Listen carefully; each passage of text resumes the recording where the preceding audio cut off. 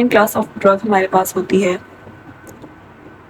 Broad spectrum की। एक होती है टेट्रासाइक्लिन और सेकंड जो है वो क्लोरामफेनिकॉल। ठीक है, ये दी जाती है ओरल और पैरेंट्रल। अब ये कैसे याद रख लें, ये देखें ओ आर आ रहा है ओरल और पी भी आ रहा है, तो क्लोरामफेनिकॉल में ओरल एंड पैरेंट्रल ये दोनों तरह से दी जाएगी। पी से याद रख लीजिए प्लेसेंटा क्रॉस करता है, प्लेसेंटा क्रॉस कर रहा है तो चांसेस हैं कि ये ब्लड ब्रेन बैरियर भी क्रॉस करता है। इसकी एक्सक्रीशन कैसे होती है कि कुछ जो है वो तो यूरिन में अनचेंज्ड एक्सक्रीट हो जाती है, बट मोस्टली जो है हेपेटिक या लिवर में एक एंजाइम होता है ग्लूकोनोसाइड ट्रांसफरेज, वो इसको इनएक्टिवेट कर देता है मोस्टली। इसकी एक्टिविटी जो है वो सिमिलर होती है टेट्रासाइक्लिन से कुछ, क्योंकि ब्रॉड स्पेक्ट्रम है तो इसमें डिफरेंट टाइप्स ऑफ माइक्रोब्स जो है वो आ जाएंगे।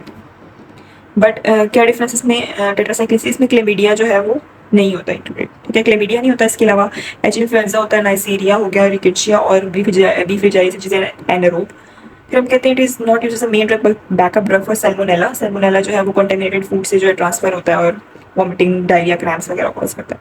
इस तरह न्यूमोकोकाई मेनिंजोकोकाई जो है ये भी हमें पता है कि ग्राम पॉजिटिव कोकाई, जो कि वैसे तो बीटा लैक्टमेसेस वगैरह लाइक पेनिसिलिन वगैरह इनको कवर कर रहे होते हैं, लेकिन अगर बीटा लैक्टमेस से किसी को एलर्जी रेजिस्टेंस है तो एज अ बैकअप ड्रग हम क्लोरामफेनिकॉल यूज करते हैं। बट हम कहते हैं कि chloramphenicol is very toxic drug, so it is rarely use. ठीक है, रेजिस्टेंस इसकी क्या होती है, प्लाज्मिड मीडिएटेड होती है, यानी प्लाज्मिड में इसका जीन होता है। कौन सा जीन होता है, इन एंजाइम्स का।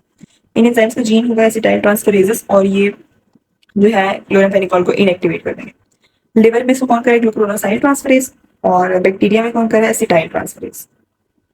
अब टॉक्सिसिटी हम कहते हैं जीआईटी में या तो डायरेक्ट इरिटेशन होगी या फिर सुपर इन्फेक्शन होगा।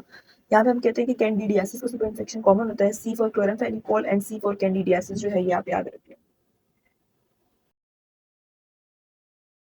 देन नेक्स्ट चीज हम कहते हैं बोन मैरो सप्रेशन रहती है। अगर बोन मैरो सप्रेशन जो है वो सिर्फ आईबीसीएस की हुई और आईबीसी कम होगी तो that process is reversible and dose dependent. इसमें सिर्फ ब्लड में एरिथ्रोसाइट्स जो है वो कम होंगे और जितनी डोज ज़्यादा होगी उतना इफेक्ट ज़्यादा होगा। जब डोज खत्म करेंगे तो ये इफेक्ट जो है वो लाइक ठीक हो जाएगा, वापस नॉर्मल हो जाएगा। लेकिन एप्लास्टिक एनीमिया हो जाए, एप्लास्टिक एनीमिया मीन्स सिर्फ आईबीसीएस नहीं बल्कि बाकी ब्लड सेल्स की जो प्रोडक्शन है वो कम हो जाती है और it is a rare idiosyncratic reaction.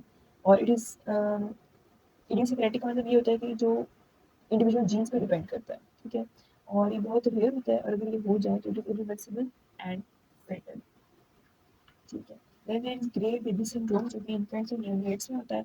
और न्यूनेट्स में इसका इफेक्ट जो है वो ज़्यादा क्यों होता है, बोन मैरो सप्रेशन तो हो ही रही होती है ना, लेकिन न्यूनेट्स में ज़्यादा इसलिए क्योंकि इसमें हेपेटिक ग्लूकोनोसाइड ट्रांसफरेज जो है वो अभी तक से डेवलप नहीं हुआ होता, जिसकी वजह से वो डिग्रेडेशन ब्रेकडाउन नहीं होती और वही डोज जो हम एडल्ट्स में देते हैं वो नियोनेट्स में इसका इफेक्ट ज़्यादा होता है। तो आईबीसीज कम होंगे, सियानोसिस होगी और चिल्ड्रन ज़्यादा ससेप्टेबल होते हैं तो उनका जो है कार्डियोवैस्कुलर सिस्टम जो है वो कोलैप्स कर जाएगा और डेथ हो सकती है।